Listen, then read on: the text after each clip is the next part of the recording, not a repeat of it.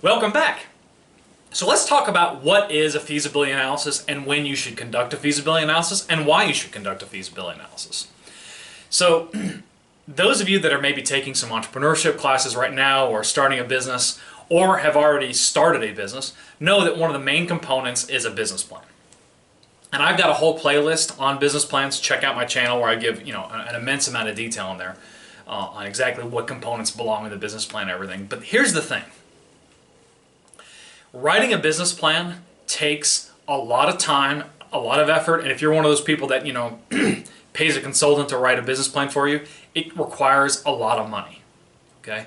So what I would advise you to do before you even write the business plan is figure out whether you've got a good idea or not. The business plan is used for describing an opportunity.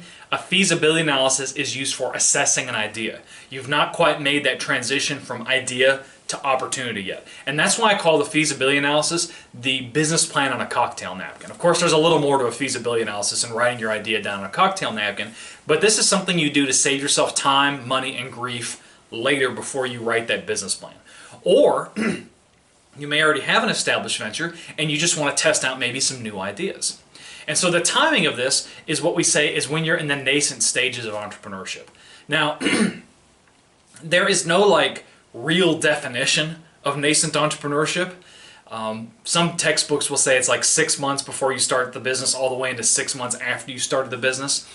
I again emphasize that it's when you're transitioning from idea to opportunity. I have a student in one of my classes.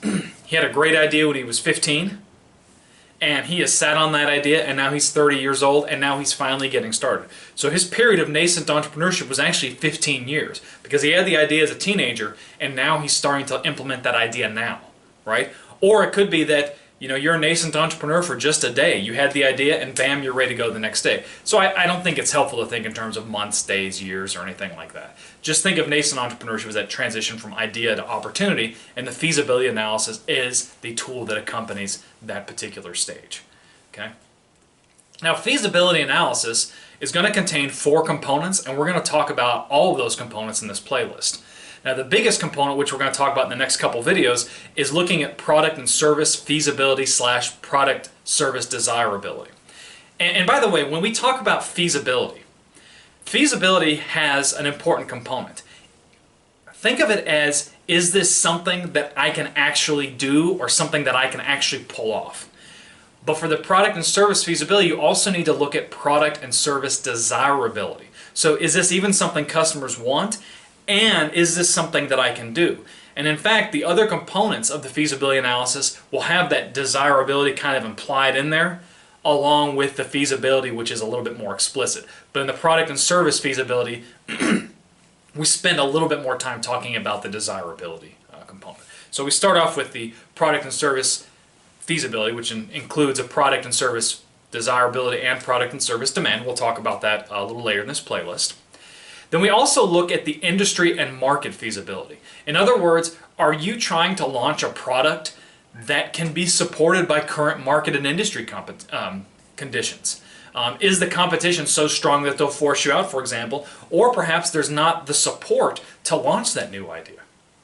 There's also organizational feasibility, and that's looking at with the manpower and the human resources that you actually have or can get, is this something that can be achieved?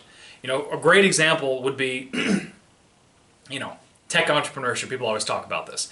Now, I don't think it's debatable that Facebook is, a great company and a great idea. But knowing everything I know now, and if I could go back in time, all the way back to when I was in college, there's no possible way for me to have replicated Facebook. I couldn't steal that idea. I can't steal that idea. I'm not a computer programmer. I don't understand social media well enough. So from an organizational feasibility perspective, I can't even hire the people to do it because I don't know the right questions to ask. So for me, the answer would be no. Now for somebody else, the answer would be different. But there's a little bit of introspection. And then the final component of a feasibility analysis is the financial feasibility piece. And we'll talk about that as well. And the financial feasibility piece means, do you have the financial resources to make this transition from idea to opportunity? Or can you get those financial resources, or can you not? And so what you want to look at as you're doing this feasibility analysis, assess the product service feasibility, assess the industry market feasibility, assess the organizational feasibility, and assess the financial feasibility.